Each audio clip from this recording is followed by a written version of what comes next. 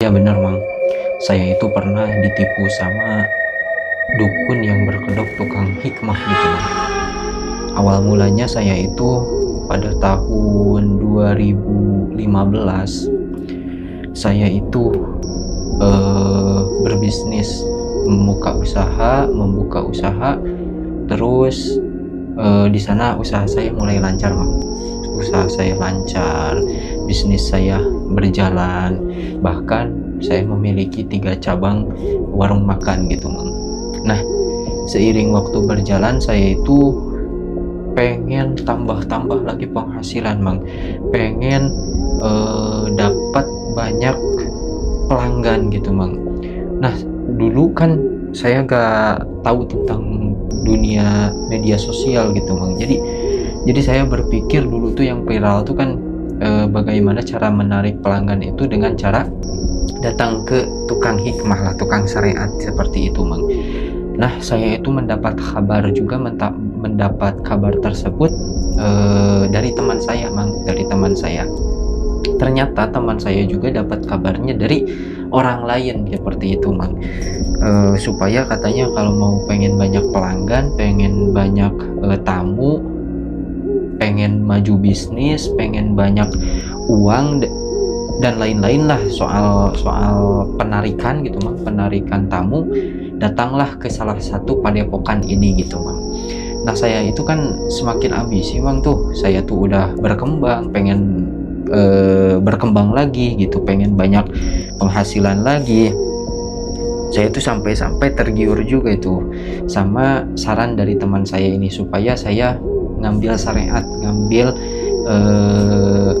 ilmu dari, ya minta syariat ke tukang syariat tersebut Mang, ke padepokan tersebut. Singkat cerita bisnis saya semakin maju Mang, semakin maju, uang saya semakin banyak, bahkan penghasilan saya sampai sehari itu omset bisa sampai bersihnya penghasilan ke saya itu 50 juta Mang. 50 juta. Nah, saya kan semakin panas Mang kalau pegang uang tuh, semakin gede dapat uang maka semakin bergebu-gebu juga, berambisi juga supaya mendapatkan lebih gitu Mang. Ya intinya kurang bersyukur lah seperti itu Mang. Terus saya itu menjalani saran dari teman saya tersebut, supaya saya berguru mengambil ilmu atau minta syariat ke padepokan tersebut, salah satu padepokan tersebut Mang. Saya berangkat ke padepokan tersebut dan ternyata Mang, di sana tuh banyak banget orang-orang yang minta syariat Mang, minta amalan supaya laris dagangan, supaya gampang dapat jodoh, supaya ada juga yang mau kebal gitu Mang. Sampai-sampai ada juga yang pengen melihara tuyul seperti itu Mang. Sampai ada yang seperti itu. Nah, saya pun datanglah ke gurunya, pimpinan padepokan tersebut. Saya datang bersilaturahmi, saya ucapkan assalamualaikum. Setelah itu dia menjawab, jangan bilang apa-apa, saya udah tahu maksud Anda datang ke tempat saya. Anda pengen banyak tamu, Anda pengen banyak customer, Anda pengen banyak omset katanya, pengen meraup banyak keuntungan. Nah, di sana saya bingung Mang, kok dia bisa tahu gitu, dia bisa tahu gitu maksud dan tujuan saya datang ke padepokan tersebut. Saya pun menganggap dalam pikiran saya bahwa dia itu benar-benar sakti mantraguna gitu, benar-benar orang pintar lah gitu. Maka dari itu saya mengiyakan, iya betul, kok Mbah bisa tahu tujuan maksud saya datang ke tempat Mbah. Kata dia, ya itulah yang dinamakan ilmu katanya. Ilmu gaib itu seperti itu. Nah, setelah itu saya mintalah syariat Mang. Saya minta syariat kepada simbah tersebut, Bah saya minta syariatnya, minta doanya gimana caranya, kata saya itu maksud saya, tujuan saya supaya tercapai, supaya banyak customer, banyak omset buat saya gitu. Setelah itu simbah menyarankan supaya saya beli ayam warna hitam supaya beli ayam warna hitam, terus beli juga apa ya, kayak seperti serbuk gitu Mang, nggak tahu serbuk apa itu, pokoknya saya lupa lagi serbuk apa, dan dia bilang serbuk itu nggak ada di toko-toko, hanya ada di teman Mbah katanya gitu. Kalau sampean pengen serbuk itu nanti ada maharnya katanya, harus bayar sekitar 5 juta untuk DP katanya gitu. Nah saya pun kan tergiur tuh Mang, karena kan tujuan saya memang memang apa ya, memang pengen cepat ya dapat customer yang banyak, omset yang banyak, intinya pengen cepat kaya gitu. Maka dari itu saya, 5 juta nggak ada apa-apanya gitu, makanya saya bayar langsung 5 juta lah, bayar 5 juta, nih DP 5 juta saya bayar, udah itu kata si Mbah ini, tapi kamu harus nginep di sini selama 30 hari katanya, untuk riadoh kata dia tuh. Maka dari itu saya riadoh, ya apa ya, restoran saya, usaha saya yang 3 itu, saya pasrahkan, saya percayakan ke asisten saya gitu Mang, diurus sama asisten saya beriadoh selama 30 hari di sana Mang. Setelah itu dapat serbuk itu, syarat yang dikasih oleh si Mbah itu saya dapetin, dan ayam yang hitam itu kan ayam cimani, itu gampang dapatnya, di pasar juga banyak. Nah si serbuk itu saya udah dapat, kata si Mbah harus ngelunasin dengan harga 40 juta katanya gitu Mang. Soalnya ini serbuk memang susah didapatnya, adanya juga di Gunung Gede Pangrango di atasnya katanya. Cuman satu-satu apa, ini serbuk yang benar-benar langka seperti itu, Bang. Nah, setelah itu kan saya percaya-percaya aja, Bang. Karena 40 juta buat saya kecil lah gitu, Bang. Saya pengen nambah apa ya, berani ngorbanin 40 juta untuk mendapatkan omset yang lebih banyak gitu, Bang. Makanya saya keluarin 40 juta itu, saya keluarin 40 juta, setelah itu kata si Mbahnya, nanti ini serbuk apa, tabur di tempat usaha kamu katanya gitu. Nah saya ambil itu serbuk, terus saya perintahin asisten saya supaya serbuk ini ditabur di tempat usaha saya Mang. Setelah itu ditabur, saya komunikasi terus sama asisten saya, gimana, pengen tahu lah perkembangan restoran itu seperti apa, usaha saya itu seperti apa, apakah memang ada kemajuan atau enggak gitu. Nah setelah itu ternyata setelah komunikasi sama asisten saya pun dikabari dengan kabar yang bagus gitu Mang. Ternyata benar usaha saya, restoran saya benar-benar melonjak gitu, melonjak. Usaha saya semakin bagus, penghasilan semakin gede, omset juga semakin banyak gitu, semakin gede juga. Nah saya kan semakin bahagia tuh Mang, semakin percaya kepada guru saya itu, si Mbah itu. Nah setelah itu saya beranjak lah ke hari ke-20 gitu setelah beriadoh itu. Simbah manggil saya lagi, kata Simbah, kamu harus ada uang lagi minimal 100 juta untuk meningkatkan omset kamu yang asalnya 50 juta menjadi 200 juta katanya gitu. Nah saya kan semakin bersemangat tuh Mang, semakin bersemangat karena apa? Karena sudah terbukti gitu. Yang pertama, omset ya agak naik lah, omset agak naik, customer makin banyak gitu, udah terbukti, teruji coba, maka dari itu saya ngasih uang lah 200 juta Mang. Ngasih uang 200 juta supaya makin meningkat juga omset saya Mang, semakin meningkat. Nah setelah itu saya ini Mang, saya ngasih uang 200 juta tersebut, tapi kata si Mbahnya, kamu gak boleh pegang HP. Soalnya ini ajian, ini amalan, ini penarik customernya tingkat tinggi katanya gitu. Kamu gak boleh bilang HP, gak boleh komunikasi sama siapapun gitu.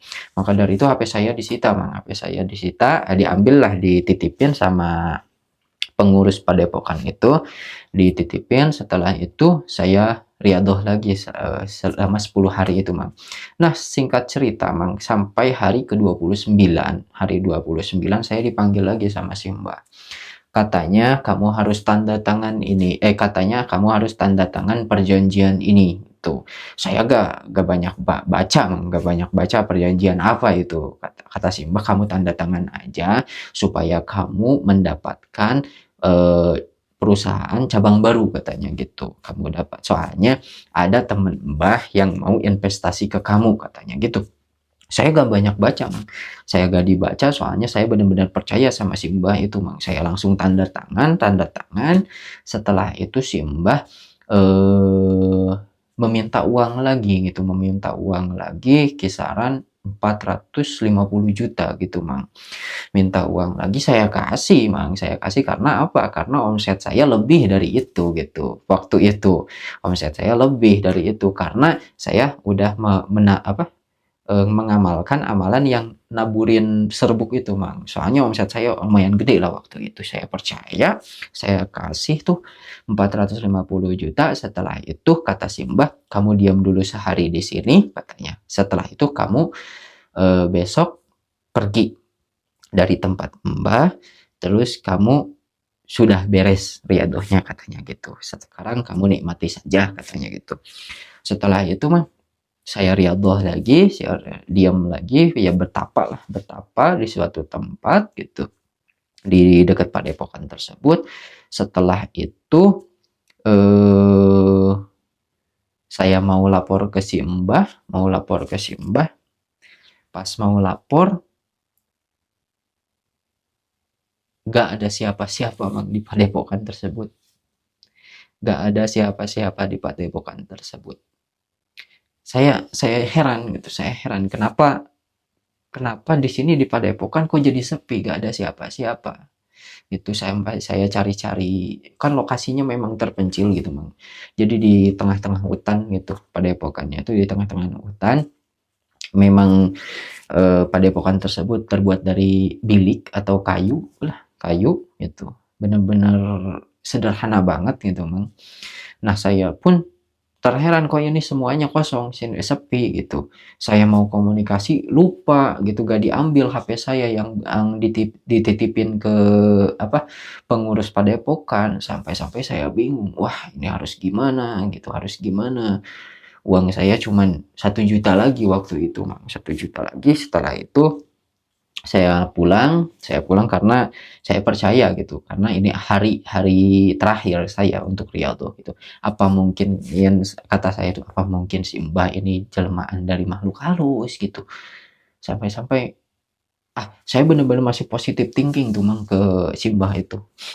Ya nggak apa-apa lah, mau makhluk halus kayak mau dari jin kayak, yang penting saya kaya lah gitu, Mang. Setelah itu saya pulang, pas saya pulang, Mang, saya ke rumah saya udah disita, Mang.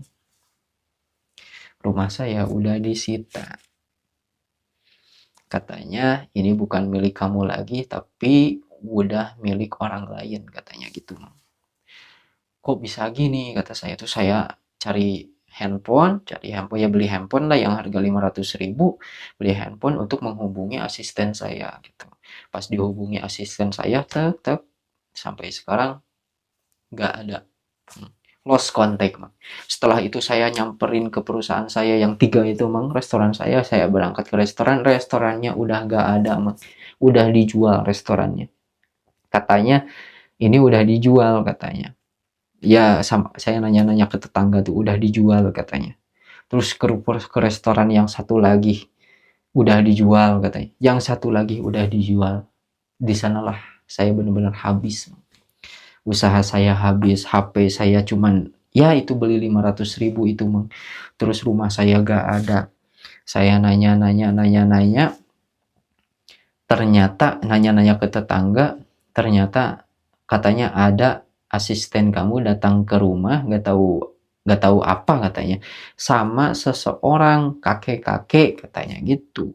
Sama orang kakek-kakek, dia bernegosiasi, ya jual beli rumah, katanya jual beli rumah, jual beli restoran gitu. Saya nanya, ke asisten kamu, kata saya, "Kok ini rumahnya dijual, si bapaknya kemana?" Kata asisten kamu, "Ini rumah yang udah dijual atas atas perintah si bapak," katanya. "Nih, lihat surat keterangan dari si bapak, ada tanda tangan si bapak," katanya.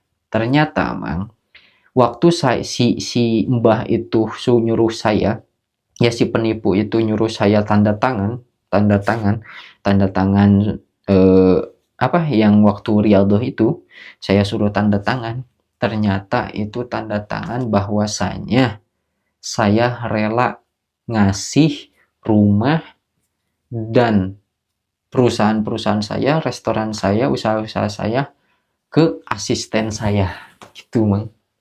Ternyata saya ditipu oleh asisten saya. Asisten saya bersekongkol juga sama si Mbah tersebut. Sampai-sampai saya benar-benar habis di sana, Bang. Saya habis, gak ada penghasilan, usaha bangkrut, terus eh, uang gak ada, nyisa cuma 500.000, benar-benar habis. Ya, intinya sampai detik ini, Mang, saya ya alhamdulillah lah